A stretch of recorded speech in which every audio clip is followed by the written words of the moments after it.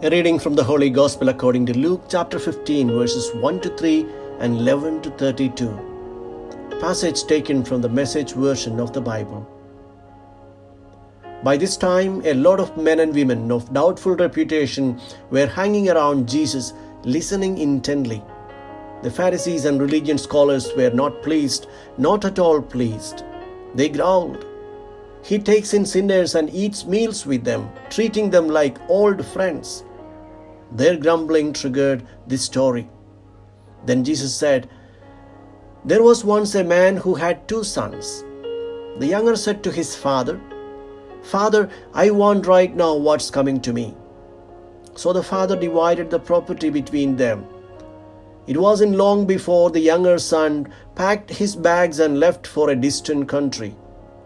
There, undisciplined and dissipated, he wasted everything he had. After he had gone through all his money, there was a bad famine all through that country, and he began to hurt. He signed on with a citizen there who assigned him to his fields to slop the pigs. He was so hungry he would have eaten the corn cobs in the pig slop, but no one would give him any. That brought him to his senses. He said, 'All those farm hands working for my father sit down to 3 meals a day, and here I am starving to death. I am going back to my father. I will say to him, Father, I have sinned against God. I have sinned before you. I don't deserve to be called your son. Take me on as a hired hand.' He got right up and went home to his father. When he was still a long way off, his father saw him. His heart pounding, he ran out, embraced him, and kissed him. The son started his speech. 'Father, I have sinned against God. I have sinned before you. I don't deserve to be called your son ever again.' But the father wasn't listening. He was calling to his servants, 'Quick, bring a clean set of clothes and dress him. Put the family ring on his finger and sandals on his feet. Then get a grain-fed heifer and roast it. We are going to feast. We are going to have a wonderful time. My son is here. Given up for dead and now alive. Given up for lost and now found.' And they began to have a wonderful time. All this time, his older son was out in the field. When the day's work was done, he came in. As he approached the house, he heard the music and dancing. Calling over one of the houseboys, he asked what was going on. He told him, 'Your brother came home. Your father has ordered a feast, barbecued beef, because he has him home safe and sound.' The older brother stalked off in an angry sulk and refused to join in. His father came out and tried to talk to him, but he wouldn't listen. The son said, 'Look, how many years have I stayed here serving you, never giving you one moment of grief? But have you ever thrown a party for me and my friends? Then this son of yours, who has thrown away your money on wars, shows up and you go all out with a feast.' His father said, 'Son, you don't understand. You are with me all the time, and everything that is mine is yours. But this is a wonderful time, and we had to celebrate. This brother of yours was dead, and he is alive. He was lost, and he is found.'" The Gospel of the Lord.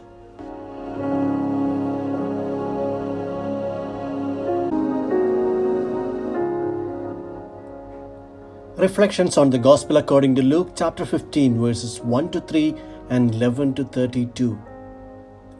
The parable of the lost sons in the Gospel tells our own story today. And in each one of us, there are these 2 children.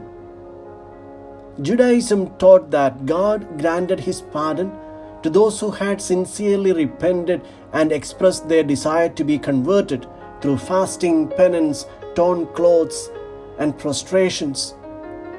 But the image of God brought to light by Jesus was very different from how the religious leaders imagined. We have a God who sets a banquet for those who do not deserve it and invites sinners to His banquet without checking if they are repentant, if they are sincerely determined to change their lives. He embraces them without asking them any questions. Through the parable, Jesus reveals the true face of God the Father, who loves not only the righteous and repentant sinners, but loves everyone, always without conditions. Then there is an inevitable question. If God loves also the wicked, then why strive to behave well? It is to answer this question that Jesus introduces the eldest son in the parable today. The elder brother is a true representative of the Pharisees and religious leaders, and even we can easily identify with him.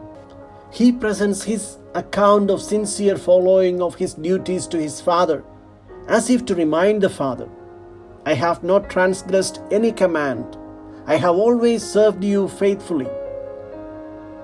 It is the perfect portrait of the scrupulously law-abiding Pharisee who in the temple would say to the Lord, "I am not like other people, grasping, crooked, or adulterous.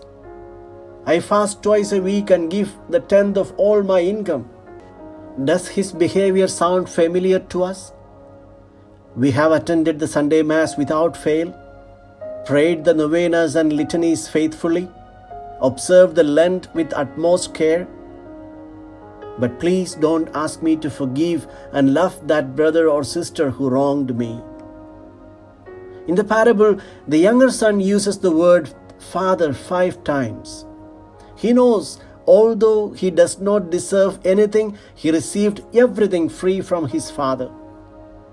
On the lips of the eldest son, instead, the word Father never appears.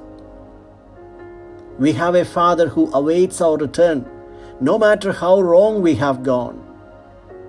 Have the freedom of the children to fall into the tender, loving embrace of the Father.